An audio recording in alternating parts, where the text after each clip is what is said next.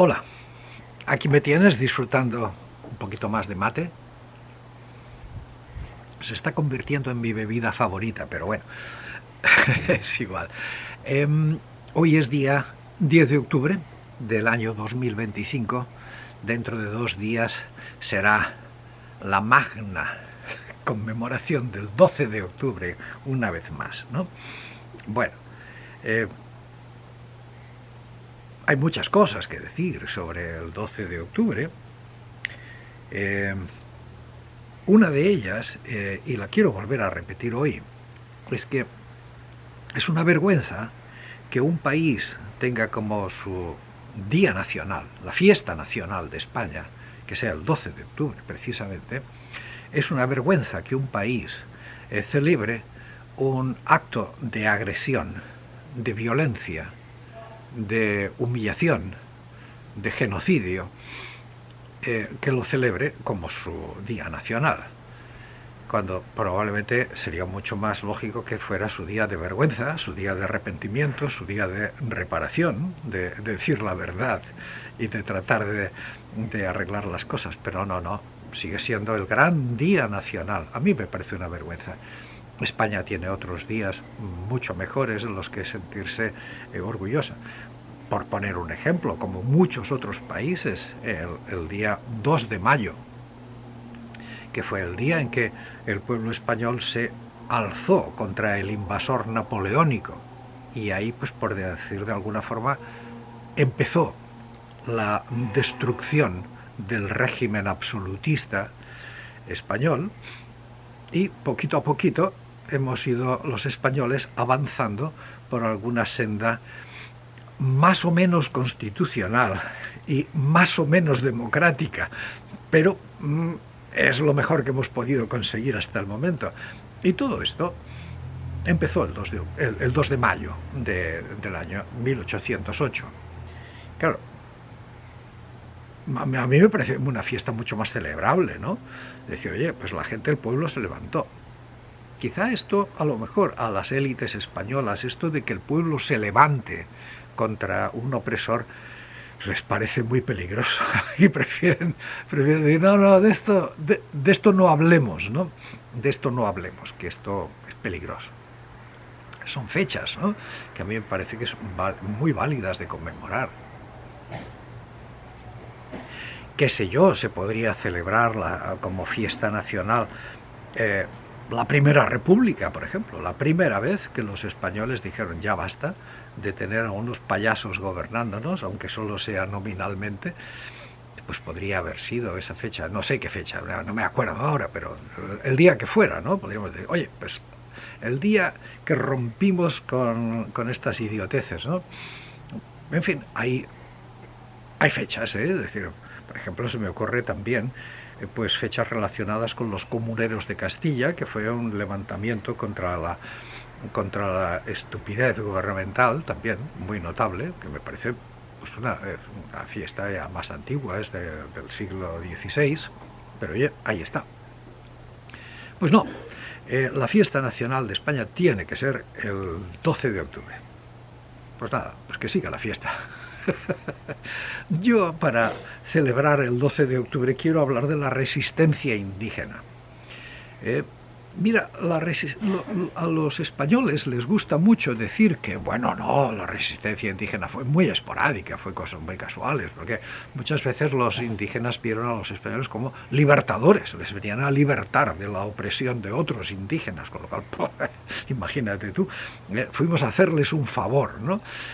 Semejante hipocresía, semejante manipulación de la historia tiene bigotes, ¿no? Pero, porque es absolutamente falsa. Hubo resistencia indígena desde el primer minuto.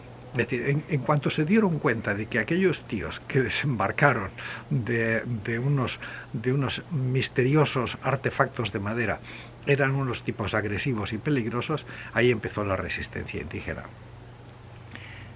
Pudo tener distintas facetas, pudo ser una resistencia pasiva o una resistencia activa.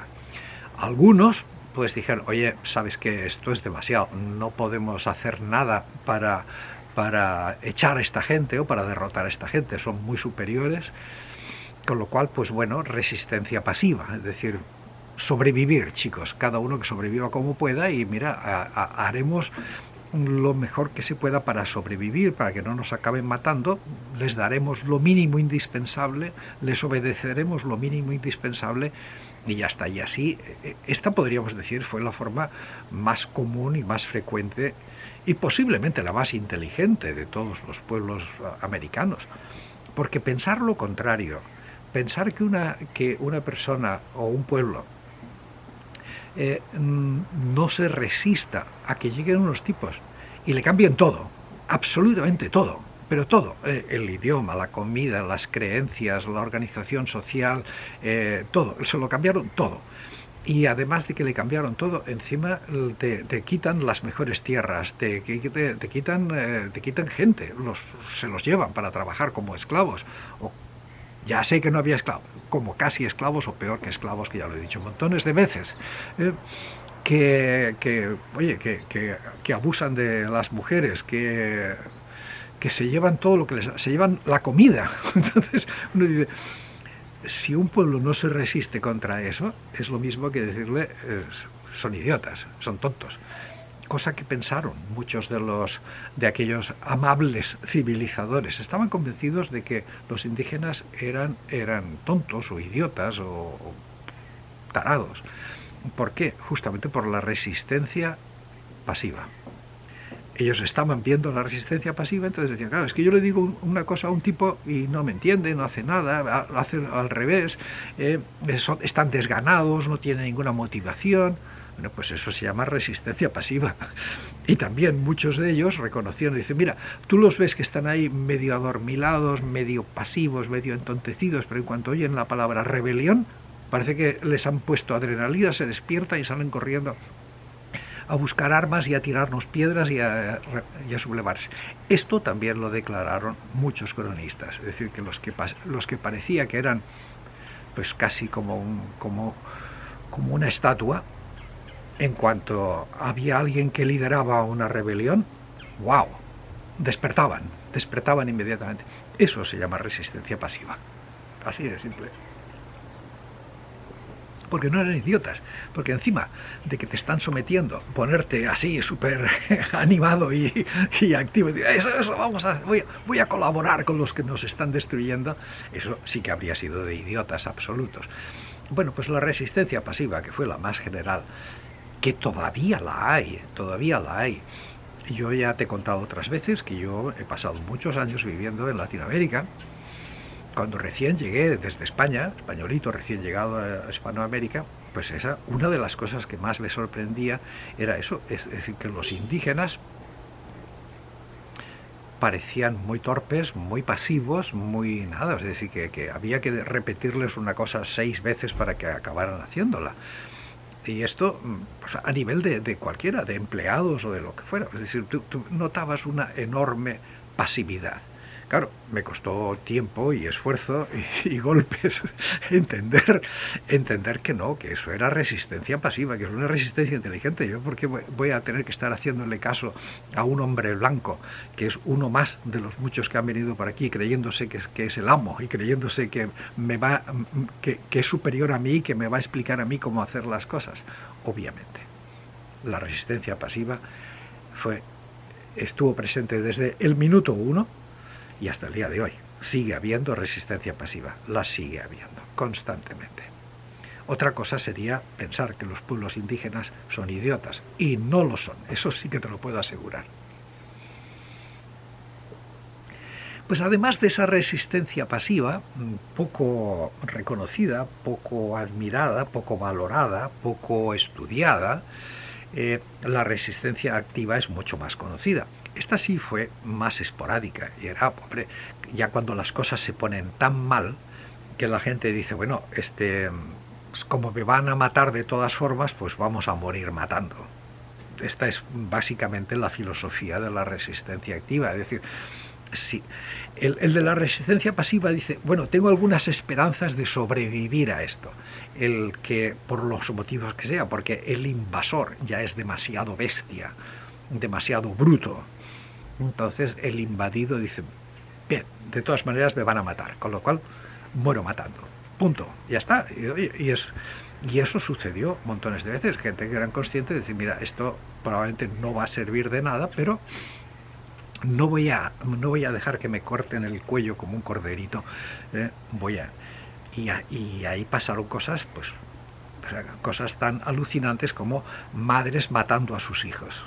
Es decir, madres que decían, antes de permitir que estos invasores cojan prisioneros a mis hijos y los abusen, maten, despedacen, esclavicen en una mina, lo mato. Ya está, se acabó. Madres mataban a sus hijos y luego se mataban ellas mismas. Gente lanzándose por despeñaderos. Gente atacando con palos y piedras a tipos montados a caballo con armaduras y con lanzas, ¿no? Sabían que iban a morir, pero decía, bueno, pues ya está, por lo menos moriré dignamente, no moriré apaleado como un perro, ¿no? Esta fue la resistencia activa. Muy pocas veces fue victoriosa, muy pocas veces. Por ejemplo, fueron victoriosos los indígenas del extremo sur de la Araucanía chilena y argentina. Estos mantuvieron a los españoles a raya hasta la independencia. Nunca fueron totalmente conquistados, nunca. Otros pueblos, por ejemplo, pues del norte de México, ¿no? Comanches, apaches y otras tribus que no me acuerdo, no las conozco, pero resistieron. A veces tenían fases en que resistían, se retiraban, hacían como que aceptaban acuerdos, volvían a atacar, volvían a ir para atrás, pero esto era constante. Gentes también de las zonas más selváticas resistieron todo lo que pudieron, hasta que, bueno, pues algunos ya decían, ya no podemos más, ¿no? Resistencia activa y resistencia pasiva. Este es el signo general de la vida de los indígenas que ha habido constantemente, ¿no? Que hubo algunos que eran más colaboracionistas, pues sí, claro, toma. Es decir, hay gente tan idiota que alaba que Cortés, el grandísimo Cortés, el estupendo Cortés, fue capaz de conseguir aliados que les sirvieron como carne de cañón para derrotar a los mexicas o a los mixtones o lo que fuera. Claro, sí. Oiga, pero es que esto no es que lo inventó Cortés, es que esto no es la genialidad de Cortés, es que Cortés era tan listo. Esto lo hizo todo el mundo, en todas partes. Esto ya lo hicieron, yo que sé, pues los romanos cuando conquistaron Iberia y cuando conquistaron Europa, lo iban haciendo constantemente, consiguieron unas tribus que les colaboraban y otros para machacarlos. Bueno, es una historia constante. Cuando un territorio todavía no tiene un sentido de unidad, pues viene otro y los divide unos contra otros. Vamos, es que esto ha ocurrido desde el principio de la historia. Esto lo hicieron los británicos en la India, que tenían tropas mercenarias y cipayos, lo que se llamaban cipayos, gente que luchaba con el ejército británico para reprimir y masacrar a otros indios de la India. Y así sucesivamente, constantemente, en todas partes. Esto es más viejo que, no sé, pues que la humanidad, ¿no? Entonces, pues sí, que hubo colaboradores, sí, pero ¿y de qué les sirvió? Bueno, pues quizá les sirvió como una forma de supervivencia, que no los masacraran, pero seguían siendo pues unos cipayos, seguían siendo ciudadanos de segunda categoría, los famosísimos tlaxcaltecas, ¿no? Que creo que todavía se sienten orgullosos de haber colaborado con la invasión. ¿Y de qué les sirvió? ¿Acaso ha habido algún tlaxcalteca que haya sido presidente de México? O yo qué sé, o virrey de la Nueva España. No hubo ni uno, absolutamente ni uno, ¿no? Pues, y así, con todo, ¿no? Piensa, ¿cuántos indígenas han ocupado lugares de liderazgo en la colonia? O después de la colonia, ¿no? Se cuentan prácticamente con los dedos de la mano y a lo mejor te sobran dedos. Que yo me acuerde en estos momentos, pues solamente me viene a la memoria Benito Juárez, presidente de México, un hombre que era indígena 100%, no era mestizo, indígena, y que presumía de ello. Benito Juárez, grandísimo presidente además, un tipo severamente ignorado por los españoles, pero vamos, ya quisieran los españoles haber tenido un personaje de la categoría de Benito Juárez. Con eso te lo digo todo. O sea, búscate toda la lista de reyes, virreyes, presidentes, vicepresidentes, comunidades autónomas, lo que te dé la gana. La lista entera, desde la época romana hasta nuestros días. Yo estoy segurísimo que no hay ni uno solo, fíjate lo que digo, ni uno solo, se me puso el dedo amarillo, ni uno solo que esté a la altura de Benito Juárez. Era un indígena, ¿eh? Date cuenta de lo que te estoy diciendo. Y los españoles no tienen ni idea, absolutamente ni idea de nada. Pues eso, ¿cuántos más ha habido en toda Latinoamérica, de norte a sur, desde los principios de la invasión española? Con la invasión llegó el que quitaron a los indígenas de las situaciones de gobierno, buena o mala la que fuera. Es decir, tampoco soy de los indigenistas que creen que los indígenas eran buenísimos, todos muy buenos, en comunión con la naturaleza y abrazándose y besándose unos a otros. No, eran seres humanos como tú y como yo, y que tenían todo el derecho a evolucionar a su propio ritmo y sin que nadie les viniera a destrozar la vida, que fue lo que hizo la invasión. Tenían todo el derecho. Era su vida que lo hicieran. En todo caso, los europeos podrían haber llegado de buena voluntad, pues con el ánimo de ayudar, de evangelizar, de promover cosas buenas, no de destruir, robar, saquear, que fue lo que hicieron.